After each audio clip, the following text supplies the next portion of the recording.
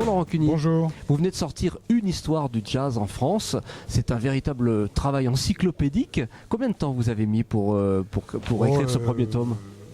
3 ans vraiment intensivement, mais évidemment j'avais commencé avant, j'avais collecté beaucoup de choses.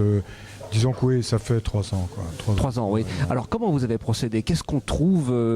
À quand remontent les origines du jazz en France? Est-ce qu'on a des informations? D'une part, ce projet a pris plus d'ampleur que ce que je pensais. C'est-à-dire que je pensais faire un seul volume qui couvrait des origines jusqu'à 1990, et je me suis vite rendu compte que c'était pas possible, du moins dans la façon dont je le concevais. Du coup, j'ai été obligé d'arrêter le premier volume à 1929, et maintenant j'en prévois 3 autres pour aller jusqu'à 1990. Ah oui, carrément, oui. Oui.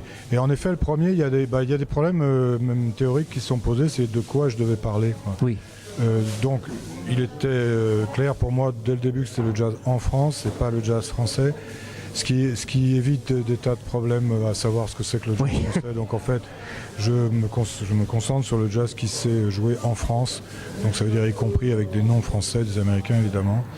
Et puis un autre problème était donc le périmètre de quoi je parlais. Donc je voulais pas parler que de la musique et des musiciens, mais de parler un peu de tout un monde du jazz, donc tout ce qu'il y avait autour et aussi des représentations qui étaient associées au jazz.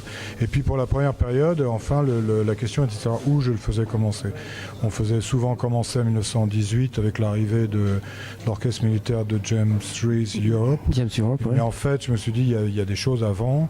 À partir de 1900, il y a le cakewalk, des tas de choses qui sont en fait des préfigurations de jazz. Et puis en remontant comme ça, je suis allé jusqu'à 1844, où c'est la première troupe de minstrels noirs qui joue à Paris, et je me suis dit qu'au fond c'était un vrai point de départ, même si on peut toujours encore remonter en avant, mais donc finalement j'ai quand même parlé aussi de ce qui s'est passé à la fin du 19e siècle, la deuxième partie, parce que en fait il y a une sorte d'acclimatation progressive de la culture afro-américaine qui se fait très lentement et qui joue en fait dans l'implantation du jazz. Alors vous êtes parti sur quelle base de documentation? Où est-ce que vous avez trouvé vos informations? Par exemple dans des revues, dans des cabarets, à la Bibliothèque nationale? Comment vous avez procédé? Bien sûr, en fait beaucoup les la journaux, presse peut-être, oui, surtout les journaux, ouais. La presse, les revues. Disons qu'évidemment plus on avance, plus il y en a. Dans les années 20, il y a quand même pas mal de choses. Bon, il y a toutes les revues académiques aussi qu'on parlait du jazz, la revue musicale. Ça c'est toute une grosse partie du bouquin. Je parle aussi de romans, de littérature, de Aragon, Aurélien, ou de banjo, de Claude Mackay, qui est vraiment très important.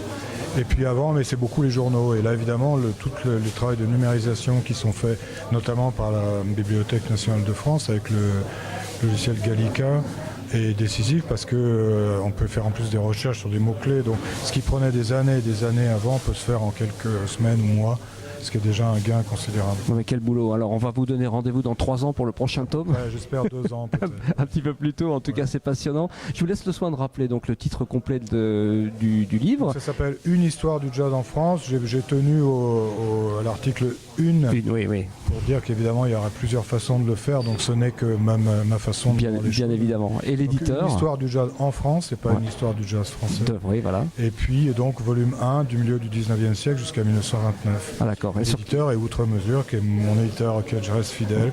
C'est le seul qui est assez fou pour faire des livres comme ça, donc on l'encourage. Bénissons-le. Ouais.